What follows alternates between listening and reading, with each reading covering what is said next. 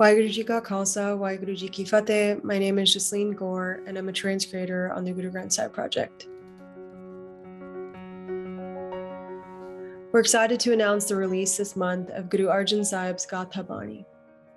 Gatha refers to a song or a verse or a profound discourse, one that we might have with ourselves that goes beyond just simple praise and devotion.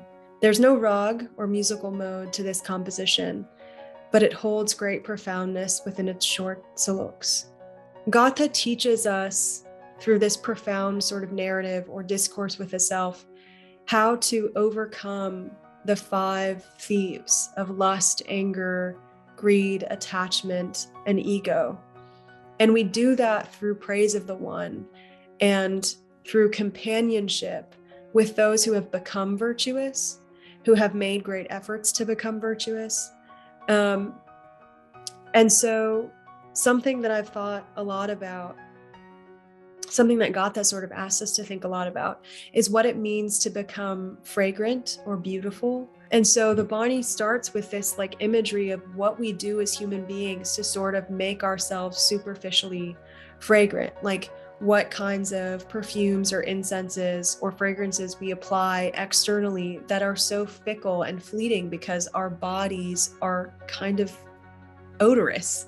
And so the question is like, what kind of fragrance am I pursuing? Am I pursuing a superficial fragrance that comes from somewhere else and leaves so quickly?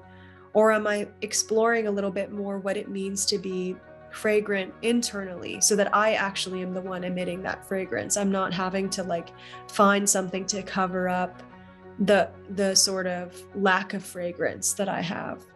And that same kind of idea is explored later on when the Guru uses the imagery of the sandalwood tree and says, you know, even a neem tree, which those trees are known for their sort of bitterness or lack of fragrance, even a neem tree, when put in the presence of a sandalwood tree, can become like the sandalwood, can become fragrant. But a bamboo tree, which are known for their height, which we can interpret as like pride or arrogance, and their hard shells, which we can interpret as stubbornness.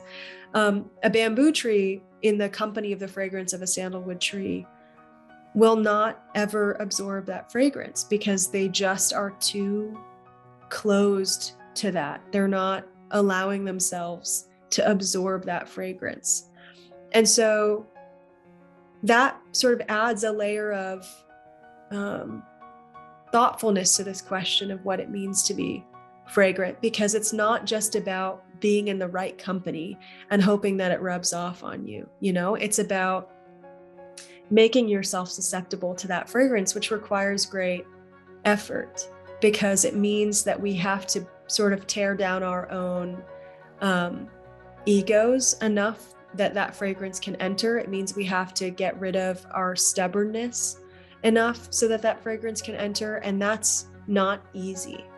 And so I've just been thinking a lot about what it means to become fragrant in that way, to be susceptible to becoming fragrant in that way.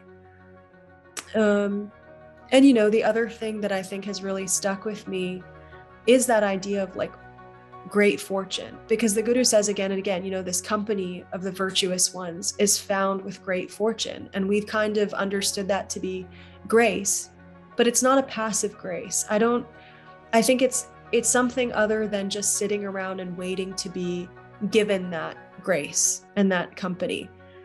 It requires great effort. Like we were saying with the fragrance, it requires us to do a lot of work to change our behaviors and our outlooks, to rid ourselves of our stubbornness and our pride. And it is through great effort that our deeds change, and our deeds change enough that they are what create our good fortune too. So I think those are my takeaways of like asking this question constantly of like, what kind of effort am I making? And what kind of fragrance am I seeking? I think those are my 2 sort of takeaways from the last few months. And I'm sure there will be more because this is, again, a profound discourse. There's 24 saloks. They are short, but they have so much weight to them. And so I hope that you will take time to explore them for yourself and try to understand this profound narrative, this profound discourse. And as always, take your time exploring the word meanings, the commentary sections, the translations, the footnotes even, and see what you get from this discourse. Waheguru Ji Ka Khalsa, Waheguru Ji Ki Fateh.